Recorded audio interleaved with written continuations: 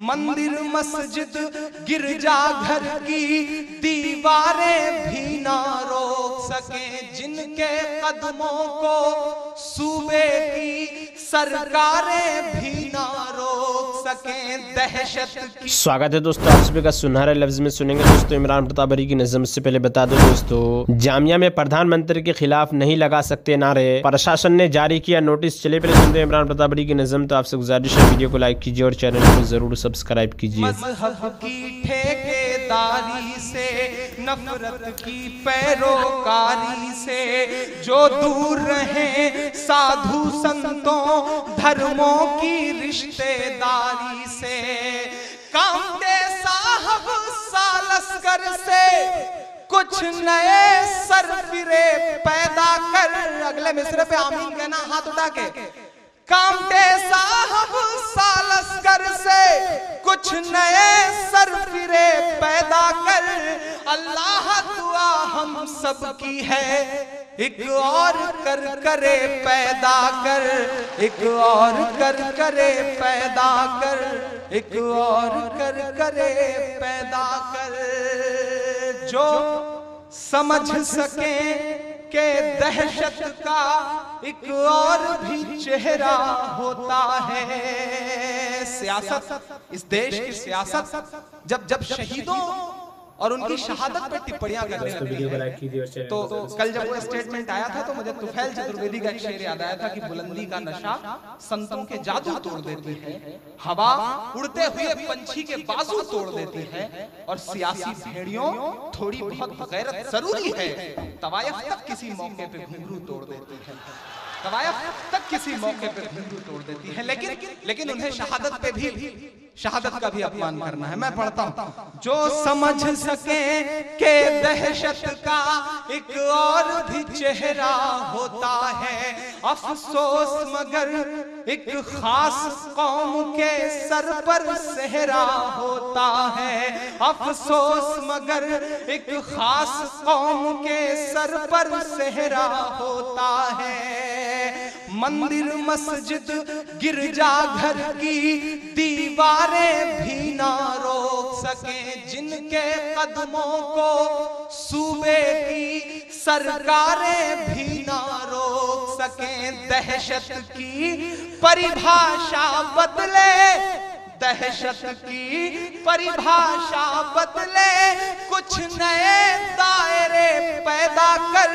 अल्लाह दुआ हम सब की है, एक और कर करे पैदा कर, एक और कर करे पैदा कर। आखिरी बंद पढ़ता हूँ। आज शुरू से मैं मूड बना के आया था तो मुझे गीत पढ़ना है। मेरे कई बड़े बुजुर्ग हैं जिनके सामने मुझे आज बच्चा बन जाना है, लेकिन आप सब लोग जब सुनने पे आते हैं तो जो चाहते हैं वो सुन लेते हैं। मैं आखिरी बंद पढ़ के अपनी जगह लूंगा।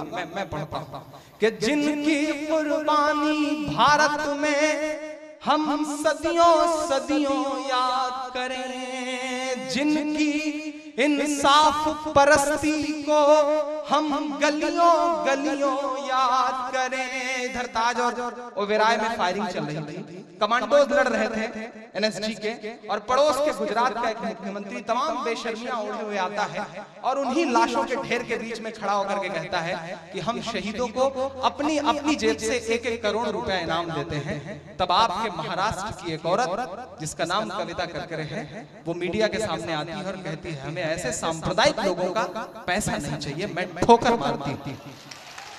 मैं 2 मिसरे उसके नाम कर रहा हूं कि मोदी को ठुकराने वाली, वीडियो को लाइक कीजिए और चैनल को जरूर सब्सक्राइब। मोदी को ठुकराने वाली औरत को ताकत दे मौला, मोदी को ठुकराने वाली औरत को ताकत दे मौला, उसके अंदर पलने वाली गैरत को ताकत दे मौला, उसके अंदर पलने वाली गैरत को ताकत दे मौला। मौला हम सब के होठों पर मासूम दुआएं बची रहे, मौला हम सब के होठों पर मासूम दुआएं बची रहे।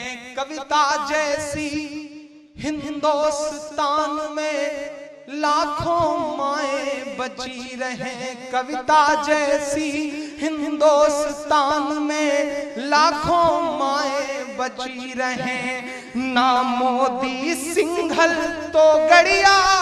फिर से मुझे दुआओं से नवाज देना, मैंने बहुत हिम्मत की है, मैं कहीं कमजोर ना पड़ जाऊं। सुबह में जब जाऊं तो मेरे साथ आपकी तालियों की दुआएं रहें। मैं आखिरी बात कह के जा रहा हूं कि ना मोदी सिंघल तो गड़िया, ना मोदी सिंघल तो गड़िया, ना कोई ठाकरे पैदा कर इन सारे लोगों के बदले बस एक करे पैदा कर। नाज़रीन, इमाम प्रताप गरी की नज़्म सुनने के बाद आप अपनी राय में क्या कहना चाहते हैं वो नीचे कमेंट बॉक्स में ज़रूर बताएं। हज़रत अबू सईद खुदरी रज़ियल्लाहु अन्हु फरमाते हैं कि एक मौका पर हम रसूलुल्लाह सल्लल्लाहु अलैहि वसल्लम के साथ सफ़र में थे कि अचानक एक साहिब सवारी पर आए और अपनी ज़रूरत के इजहार के लिए दाएं बाएं देखने लगे ताकि किसी ज़रिए से उनकी ज़रूरत पूरी हो सके। इस पर रसूलुल्लाह सल्लल्लाहु अलैहि वसल्लम ने इरशाद फरमाया, जिसके पास अपनी ज़रूरत से ज़ायद सवारी हो वो उसको दे दे, जिसके पास सवारी ना हो वो, और जिसके पास अपनी ज़रूरत से ज़ायद खाने पीने का सामान हो वो उसको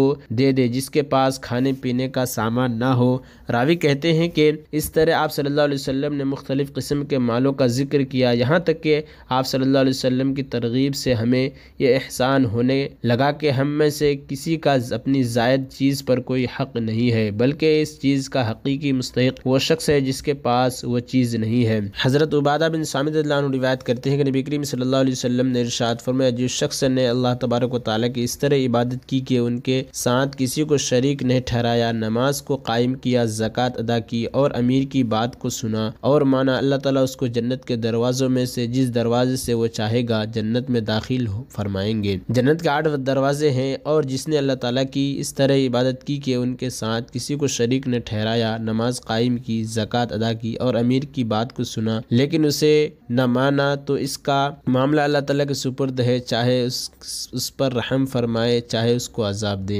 हज़रत अबू हुरैरा रिवायत करते हैं कि रसूलुल्लाह सल्लल्लाहु अलैहि वसल्लम ने इरशाद फरमाया, अल्लाह ताला तुम्हारी 3 चीज़ों को पसंद फरमाते हैं और 3 चीज़ों को नापसंद फरमाते हैं। तुम्हारी इस बात को पसंद फरमाते हैं कि तुम अल्लाह ताला की इबादत करो, उनके साथ किसी को शरीक न ठहराओ और सब मिलकर अल्लाह ताला की रस्सी को मजबूती से पकड़े रहो, अलग अलग होकर बिखर न जाओ, और जिन्हें अल्लाह ताला ने तुम्हें तुम्हारा जिम्मेदार बनाया है उनके लिए खुलूस व वफादारी और खार खाई रखो। और तुम्हारी इन बातों को नापसंद फरमाते हैं कि तुम फजूल बहस वहशा करो, माल ज़ाय करो और ज़्यादा सवालात करो। हद इब्न अब्बास रज़ियल्लाहु अन्हुमा रिवायत करते हैं कि रसूलुल्लाह सल्लल्लाहु अलैहि वसल्लम ने इरशाद फरमाया, तुम में से जो शख्स अपने अमीर की ऐसी बात देखे जो उसे नागवार हो तो उसे चाहिए कि इस पर सब्र करे, क्योंकि जो शख्स मुसलमानों की जमात यानी इज्तिमाई से बालिश्त भर भी जुदा हो और तौबा किए बगैर इसी हालत में मर गया तो वो जाहिलियत की मौत मरा।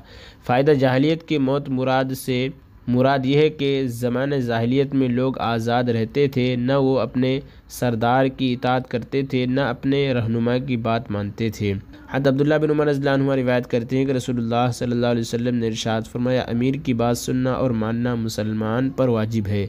इन चीज़ों में जो उसे पसंद हो या ना हो पसंद हो मगर कि उसे अल्लाह ताला की नाफरमानी का हुक्म दिया जाए तो जायज़ नहीं। लिहाजा अगर किसी गुनाह के करने का हुक्म दिया जाए तो उसका सुनना और मानना उसके ज़िम्मे नहीं।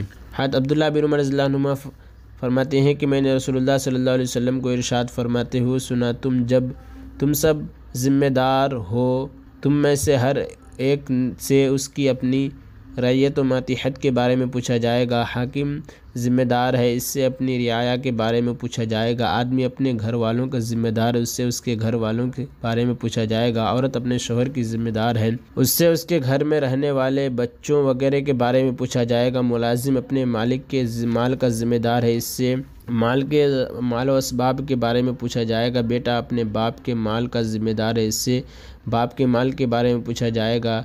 तुम में से हर एक ज़िम्मेदार है, हर एक से उसके मातिहतों के बारे में पूछा जाएगा। हज़रत अबू ज़र रज़ियल्लाहु अन्हु रिवायत करते हैं कि रसूलुल्लाह सल्लल्लाहु अलैहि वसल्लम ने शफ़क़त के तौर पर हज़रत अबू ज़र रज़ियल्लाहु अन्हु से इरशाद फरमाया, अबू ज़र मैं तुम्हें कमज़ोर समझता हूँ कि तुम इमारत की ज़िम्मेदारी को पूरा न कर पाओगे, और मैं तुम्हारे लिए वो चीज़ पसंद करता हूँ जो अपने लिए पसंद करता हूँ। तुम 2 आदमियों पर भी हरगिज़ अमीर न बनना और तुम किसी यतीम के माल की जिम्मेदार कबूल न करना। फ़ायदा रसूलुल्लाह सल्लल्लाहु अलैहि वसल्लम ने हज़रत अबू ज़र रज़ियल्लाहु अन्हु से जो इरशाद फरमाया वो उसका मतलब ये है कि अगर मैं तुम्हारी तरफ कमज़ोर होता तो दो पर भी कभी अमीर न बनता।